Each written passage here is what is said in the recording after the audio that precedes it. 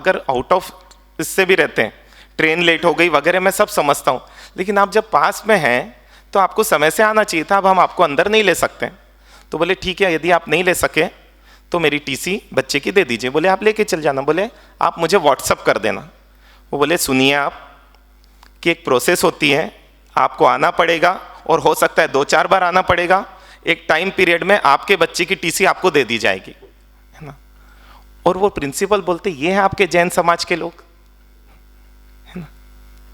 मतलब बोले मैं तो सोचता था जैन समाज के लोग कितने जबरदस्त रहते हैं, लेकिन यहां आके लगा कि इनसे तो अच्छे हम लोग हैं, है ना, हमको निकृष्ट बोलते हैं। मतलब कोई भी डिसिप्लिन अपन देखो, कोई भी डिसिप्लिन में चलने के लिए अपन राजी है क्या? हमारा सा ये छूट होनी चाहिए, ये ऐसा होना चाहिए, वो ऐसा होना चाहिए, कैसे आगे बढ़ पाएंगे अपन? करने वालों को परेशान कर डालते अपन, है ना। और वो 5-10 लोग, लेकिन वो कार्यकर्ता हारता तो है ना। अरे उसकी बुद्धि में जो बेस्ट था उसने किया, कोई द्वेष थोड़ी है। लेकिन मैं देखता हूं कि ट्रस्टियों के पद पर है, अधिकारियों के पद पर है, कार्यकर्ताओं के पद पर है, और यदि उन्हीं का लेवल नहीं रहेगा तो समाज का क्या लेवल रहेगा? और समाज वालों को चाहिए लेवल वालों को ट्रस्टी बनाए, है ना।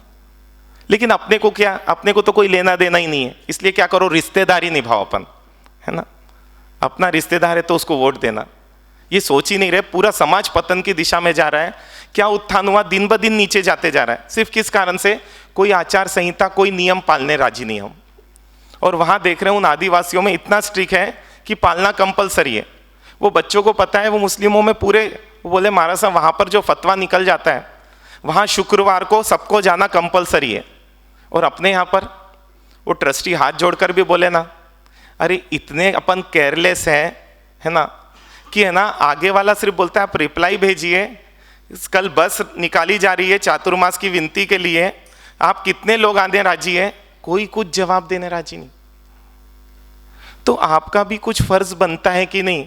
सब ट्रस्टियों को ही बोला जाता है, आप अपनी ड्यूटी निभाइए, ट्रस्टी अपनी ड्यूटी निभाइए, कुछ एक सिस्टम डेवलप करिए, क्योंकि सबको सिस्टम पसंद आता है, सिस्टम में रहना किसी को पसंद नहीं आता। अरे KG 1 से सिखाया जा रहा है लाइन में बैठना, है ना, प्रॉपर लाइन में चलना, लेकिन मैं देखता हूं जब वरघोड़ा निकलता है तो कार्यकर्ता हाथ जोड़ जोड़ के बोलते कृपया पीछे चलिए, कृपया लाइन से चलिए, है ना। मतलब कैसे अपन ग्रोथ करेंगे, कैसे अपने बच्चे ग्रोथ करेंगे? हाँ, इसलिए मैं बोल रहा हूं जब तक आप नहीं सुधरोगे, आप ही डिसिप्लिन तोड़ते हो, इतना घमंड, इतना अहंकार, आप नहीं, आप अपने बच्चे को उतना अहंकारी बनाकर उसकी हालत क्या कर रहे हो।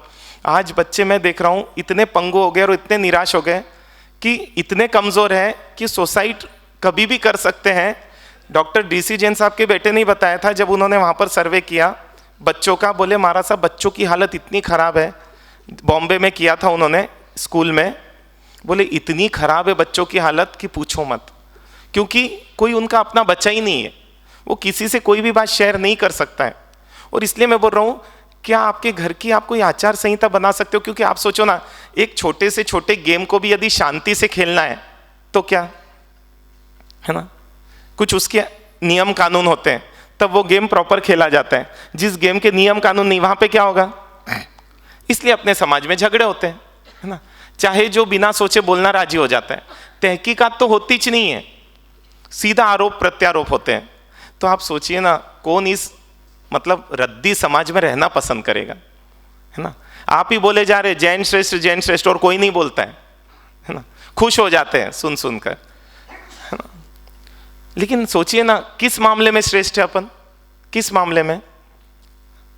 हाँ, अरे श्रीराम शर्मा जी का नाम सुना है? गायत्री, उसके जो संस्थापक रहे, वो पूज्य मणिप्रभा श्री जी के साथ चर्चा कर रहे थे कुछ, इतने में एक श्रावक आए, वंदन किए, साहब 7 है ना, भात पानी का लाभ देना। दूसरा है वो श्रीराम शर्मा जी बोलते हैं ऐसे आपका इतना सभ्य समाज है, ऐसे इस समाज में इतनी समझ नहीं है कि जब 2 लोग बात कर रहे तो बीच में डिस्टर्ब नहीं करना चाहिए, कि उनके शब्द है। हाँ, एजुकेटेड समाज, एजुकेटेड पर मेरे को सही में क्यों बोल रहा हूँ इतना, मैं आपके बच्चों से जब प्रश्न पूछता हूँ ना मैं, और सत्य घटनाएं बता रहा हूँ, बच्चे पूरे बैठे थे, उनसे पूछा धर्म क्या है, और कौन सी क्लास के बच्चे मालूम, 10th 12th के बच्चे। और पूछा धर्म क्या है, वो क्या बोलते हैं, किसी का दिल नहीं दुखाना धर्म है। और सत्य घटना बता रहा हूं, और इतने बच्चे जब ये उत्तर देते हैं तब लगता है कि क्या अपन ने क्या समझ दी, क्या पाठशालाएं चलाई, क्या हुआ है मतलब। तो उनसे बोला कि अच्छा किसी का दिल नहीं दुखाना धर्म है। ये पूछा उनसे, यदि आपकी सहेली आपका दोस्त बोले मेरा बर्थडे है और तू 2 गुट नहीं लेगी ना तो मेरा दिल दुखेगा, अब आप लोग क्या करोगे, है ना। बच्चों ने हाँ में उत्तर दिया, हमारा सा पी लेंगे नहीं तो उसका दिल दुखेगा तो अधर्म हो जाएगा। हंस रहे हो आप लोग, ये सच्चाइयां हैं। मतलब क्यों अपन सच्चाइयों से मतलब क्यों खड़े होके तमाशा देख रहे। सही में मेरे को कभी कभी क्या लगता मालूम कि है ना, आप लोग संत और मैं श्रावक हूं, क्योंकि मेरा खून खोल जाता है लेकिन आप बिल्कुल शांति से तमाशा देखते रहते हो, यही लगता है मुझे। इसलिए बोल रहा हूं, क्या कोई आचार संहिता बनाई जा सकती है, क्योंकि जिसकी धर्म के प्रति आस्था नहीं रहेगी उसके भटकने के चांस ज्यादा रहेंगे। आज अपन नियम तो पाल लेते, बच्चे मासक शमन भी कर लेते हैं, लेकिन धर्म के प्रति आस्था नहीं है। और उनके धर्म के प्रति उनको आस्था है, और इतनी जबरदस्त आस्था है कि वो कुरान की आयतें बोल देते हैं, और अपन आगम के नाम तक नहीं बता पाते। और नाम बता भी दे तो कौन सी बड़ी काम कर लिया, क्योंकि सब रट लिया है, लेकिन भावों से कुछ भी जुड़ा नहीं है। कैसे करें इसको? क्या लगता, होनी नहीं चाहिए कोई घर की आचार संहिता? और मैं सही बता रहा हूं कि जितना बड़ा हुआ रहा ना, जो मोदी जी कानून ला रहे तो हड़ताल वगैरह, आप भी अपने घर में लाके देखो और देखो क्या होता है। वही होगा। अपने घर में भी बीजेपी, कांग्रेस, निर्दलीय सब है। वो 5 लोगों में। और इसलिए आज है ना, पूरे परिवार को आने इसलिए बोला, जब तक सब एकजुट होकर नहीं सोचेंगे तब तक अपन, आप क्या सोच रहे हो आप अपने, और है ना, आप संस्कारी बच्चा किसको बोलते हैं, है ना, जो बच्चा मतलब शराब नहीं पीता, गुटखा नहीं खाता, इसको संस्कारी नहीं बोलते हैं भैया। ये तो है ना स्टार्टिंग है। संस्कारी मतलब जो अपने श्रद्धा है धर्म के प्रति, जो अपने समाज के प्रति कुछ करना चाहता है, जो है ना बड़ों के प्रति कभी दुर्भाव नहीं लाते, इसको संस्कारी बच्चा बोलते हैं। और ये अपने किसी भी बच्चे में नहीं दिखता है, ये मान के चलिए। और इसलिए मुझे शायद ही कोई संस्कारी बच्चा मिलता है। और सही में दूसरी जगह मैं देखता हूँ वो लोग इस पे सोच रहे हैं। हम अभी कवर्धा कांकेर के रास्ते में थे, वहाँ पर एक अग्रवाल परिवार है और 6 भाइयों का परिवार है। उसमें से 2 भाई रायपुर में है, 3 उनकी राइस मिल है, 3 उनके पेट्रोल पंप है, और भी दूसरे बहुत काम है। उनके 8-10 बच्चे हैं सबके। और बोले महाराज साहब, मैं अपने सब बच्चों को जैक लगा रहा हूँ, हरिद्वार में जो स्कूल है वहाँ पर भेजूँ ना। सोचिए, रामदेव बाबा की जो स्कूल है वहाँ पर मैं भेजना चाह रहा हूँ, लेकिन 10 साल से ऊपर के बच्चे को लेते नहीं है। मेरा बच्चा 11 साल का हो गया, ट्राई चल रहा है, और सब बच्चे को वहाँ भेजना है मुझे। मैं बोला आपको दिक्कत? बोले महाराज साहब, हमारे घर में मीटिंग हुई, क्योंकि मेरा एक बच्चा, हमारा ही सबसे बड़ा वाला, जो दुबई से पढ़कर भी आया है, और हमने बैठकर बोला, वो दुबई से पढ़कर बोले स्टेटस, बोले स्टेटस का क्या करेंगे, संस्कारी नहीं रहेंगे तो, है ना। और दुबई से पढ़कर भी आया तो उसको बिजनेस, अगली राइस मिल कौन डाल के दे रहा है?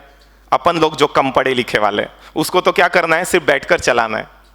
तो बोले दुबई से पढ़ के आए, इधर से पढ़ के आए, क्या अंतर पढ़ना है, जब सिखाना तो व्यापार अपने को ही है, और अपना ही व्यापार उनको संभालना है, क्योंकि अपने पास इतना लंबा चौड़ा व्यापार है, वो वही संभाल ले, लेकिन संस्कार ही नहीं रहेंगे तो बोले क्या होगा। और वही हम देखते हैं, वो अपने बच्चे, और 6 भाई राजी हो गए कि अब जितने भी बच्चे सब वहीं पर पढ़ेंगे, और पूरी कोशिश चल रही है किसी भी तरीके अपने बच्चों को वहाँ पर इंटर कराने का। क्या सोच है। और अपन तो देखते हैं पढ़ाई पढ़ाई बोलकर, आप सोचो ना, आपकी पढ़ाई आपको क्या कमाई, सही में कॉमन सेंस भी नहीं दे पाई। और ऊपर की चीज़ तो बहुत दूर की बात है, क्योंकि बच्चे बोलते हैं आप नॉनवेज खाना चालू क्यों हो गए, माहौल वैसा मिल रहा है। अब जो बच्चा एक आरकेसी में पढ़ रहा है, वो उसकी मम्मी आके बताती है, उसके दोस्त की मम्मी, बोले महाराज साहब वो फला फला बच्चा है, वो नॉनवेज खाना चालू कर दिया जैन बच्चा होकर, है ना। तुम बोला आप उसके मम्मी से बात करो, बोले हमारे साथ क्या करेंगे बात कर कर, आप तो है ना, मैं अपने बच्चे को लेके आऊँगी, वो उसका दोस्त है, उसको समझाओ वो नहीं खाना चालू कर दे। बोला आपको उस स्कूल में डालने के पहले सोचना चाहिए था ना, कि जहाँ पर रोज़ 2 बार नॉनवेज मिलता है, मान लो 2 रोज मतलब हफ्ते में 2 दिन, या जो भी स्कूल होगी, आप सोचो कि वहाँ पर वो बार बार देखेगा। अपने यहाँ तो बोला कसाई की दुकान भी है तो उस रास्ते से नहीं जाना, नहीं तो क्रूरता बढ़ जाएगी, है ना, आदी हो जाएगा वो उसके। और अपन तो क्या करते हैं, और क्या पढ़ा रहे हो आप, आपको कुछ क्लियर है कि नहीं है ना, वो मुझे क्लियर नहीं हो पाता है।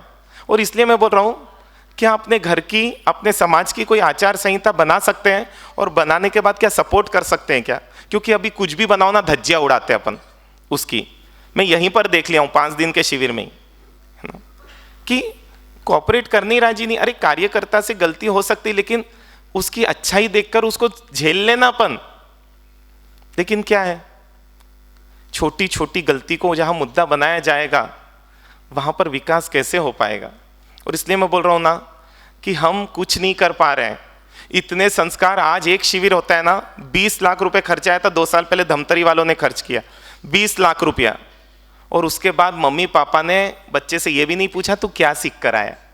उनको 2 नंबर दिए थे बच्चों की कॉपी में लिखकर, एक एक टीचर ने अपने नंबर लिखे उसमें, सब 2-2 टीचर के नंबर, ताकि बच्चा घर पे क्या कर रहा है 1 हफ्ते बाद हमको रिपोर्टिंग मिले कि हमने जो उसको समझा, ये एटिकेट्स जो समझा है माता पिता का विनय, वो कर रहा है या नहीं कर रहा है। किसी ने फोन नहीं किया। एक सॉरी वाला एक मैसेज भेजा कि बच्चे को रोज ये बुलवाकर सुलाना है आपको, किसी ने नहीं किया। सोचिए ना, समाज इतना पैसा लगा रहा है, अपने जेब से थोड़ी जा रहा है। हाँ, मैं जब 1 लाख दूंगी ना बच्चे को, तब बिल्कुल पीछे पड़ूंगी, पढ़ाई कर, 1 लाख रुपया लगा है तेरी कोचिंग में, है ना। अरे समाज के जेब से पैसा अपनी जेब से तो जा रहा है, कहाँ से जाएगा। और इसलिए मैं बोल रहा हूँ, इतना अपना पराया करेंगे तो कैसे काम चलेगा। अपना समाज है, और इसलिए आज अपना समाज अपने लिए कुछ भी उपयोगी नहीं है। इसलिए मैं बोल रहा हूँ वो आत्मीयता बढ़ानी पड़ेगी।